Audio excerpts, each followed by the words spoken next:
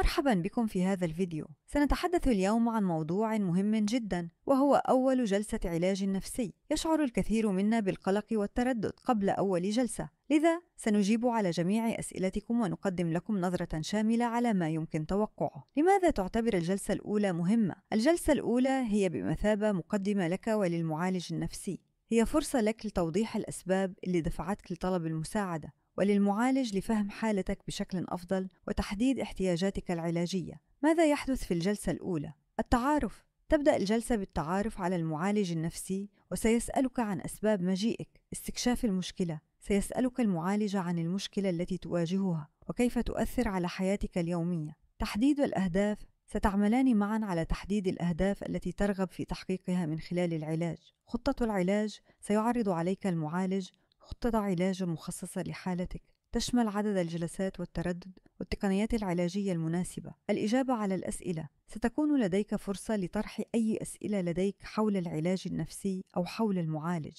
ماذا يجب أن تتوقع في الجلسة الأولى؟ بيئة آمنة وداعمة. ستجد بيئة آمنة وداعمة للتعبير عن مشاعرك وأفكارك دون خوف من الحكم. الاستماع الفعال. سيستمع إليك المعالج باهتمام شديد، وسيمنحك مساحة للتعبير عن نفسك بحرية. التعاون. ستكون شريكاً في عملية العلاج، وسيعمل المعالج معك كفريق واحد لتحقيق أهدافك. نصائح قبل الجلسة الأولى. فكر بوضوح. حدد الأسباب الرئيسية التي دفعتك لطلب المساعدة. جهز أسئلتك. اكتب أي أسئلة تريد طرحها على المعالج. كن صريحاً. لا تخف من مشاركة أي مشاعر أو أفكار تشعر بها. كن مستعداً للتغيير. العلاج النفسي هو رحلة، وتتطلب التزاماً منك. ختاماً، أول جلسة علاج نفسي هي خطوة شجاعة، وهي بداية رحلة جديدة نحو الشفاء والتحسن.